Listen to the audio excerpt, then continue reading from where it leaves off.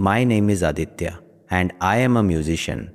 Even now, whenever I pick up my guitar and run my fingers across its strings, a memory floats back into my mind, a memory so alive that it feels like it never really left me.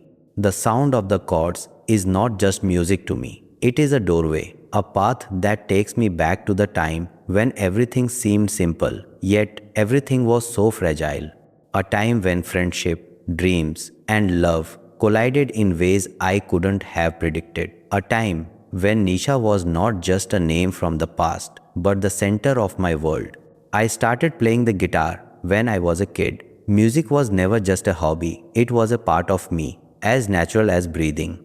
I still remember the first time I strummed a proper chord. My friends cheered, and I felt like I could do anything in the world. By the time I was a teenager, I had formed a band with a few close friends. We weren't professionals, we weren't trained, but we had passion. That passion was enough to make us believe that one day we could show the world what we were capable of. Our band wasn't just about music, it was about friendship.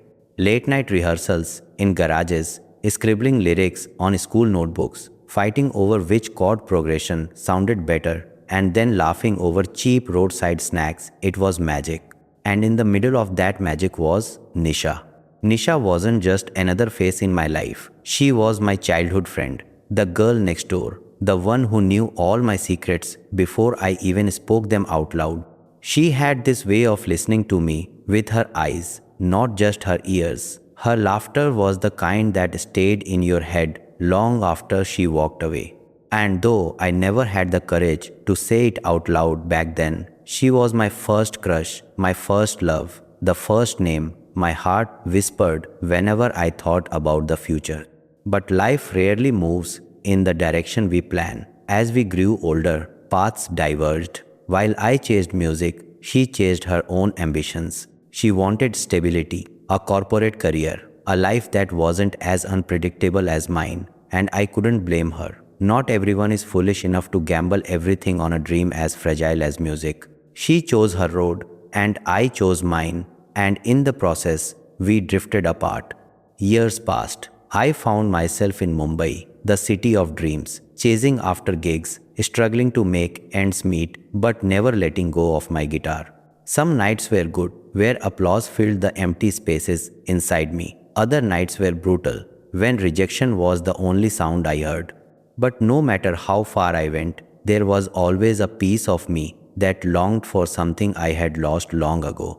It was during one of those endless nights when I heard about a local music festival. The organizers were bringing back old bands, giving them a chance to perform again, mixing fresh blood with forgotten names. Something about it stirred me. Maybe it was the thought of reviving what I had once abandoned. Maybe it was the possibility of closure.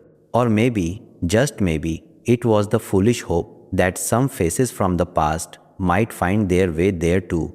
And so, on the day of the festival, standing backstage with my old guitar in hand and my band beside me, my heart pounded not just with nervousness, but with a strange anticipation.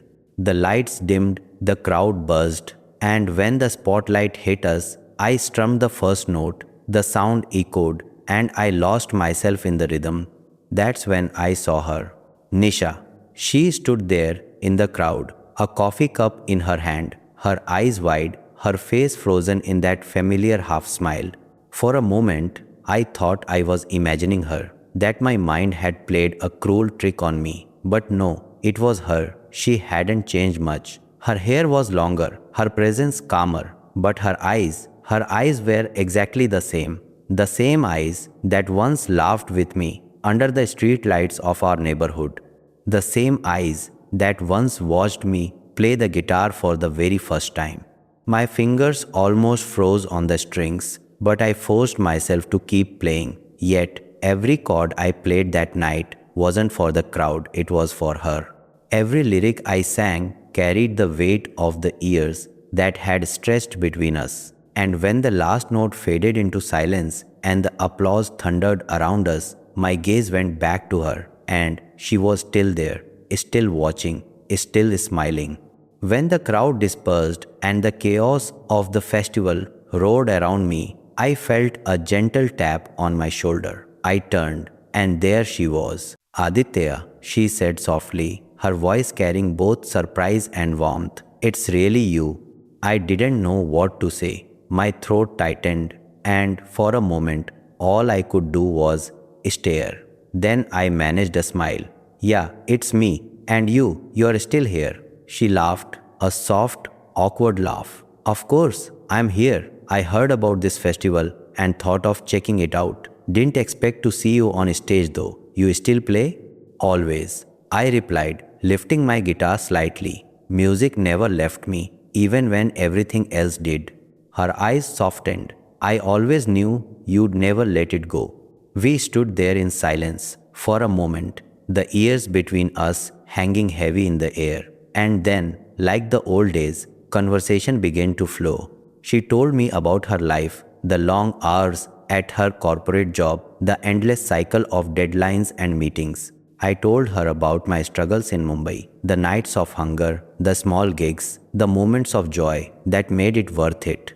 And in between, we laughed at old memories, at the stupid things we did as kids, at the dreams we once whispered to each other. At one point, she looked at me with that same spark in her eyes and said, Aditya, you know, your music still has a story in it. You've always had that gift. Why did you ever stop playing with your old band? Don't you think it deserves another chance? Her words hit me harder than I expected. Maybe because I had secretly asked myself the same question 1,000 times. Maybe because it was her saying it, her voice nudging me back toward the dream I had buried. For the next few weeks, something changed inside me. I started meeting my old bandmates again. We jammed in tiny rooms, dusted off old lyrics, and wrote new ones. And every time, Nisha was there, sometimes with coffee, sometimes with suggestion, sometimes just listening quietly, her presence enough to push me forward. Slowly, it wasn't just about music anymore. It was about us. The long conversations stretched into late nights. The laughter returned, the silences grew comfortable, and the distance that had once stood like a wall between us began to crumble. One evening, after a rehearsal, we sat by the beach, the waves crashing softly in the background. I strummed my guitar absent-mindedly, and she leaned against my shoulder. For a long time, neither of us spoke. Then she whispered, almost like a confession, You know, Aditya, I used to listen to your songs when I felt lost. Even after we stopped talking, your music always brought me back. I turned to look at her, my heart racing. Nisha, I've missed you more than you'll ever know. Her eyes met mine, and in that moment, the years of silence dissolved. There was no need for explanations, no need for apologies.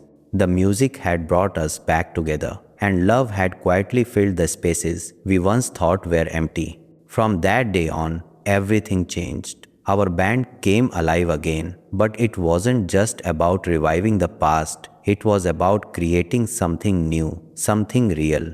With Nisha by my side, every song had a deeper meaning. Every performance felt like a story we were writing together. And love grew in the most unexpected, beautiful way. It wasn't sudden or dramatic. It was gentle, like the way dawn slowly replaces night. It was in the way she handed me water after a long rehearsal, the way she teased me when I got too serious about a lyric, the way she looked at me when she thought I wasn't noticing. One night, after a performance that left us all breathless, I walked her home. Under the dim glow of the streetlight, I stopped and took her hand. My heart was pounding, my palms sweaty, but I knew I couldn't wait any longer. Nisha, I said, my voice trembling, I don't know if I'll ever be the kind of man who can give you everything you deserve.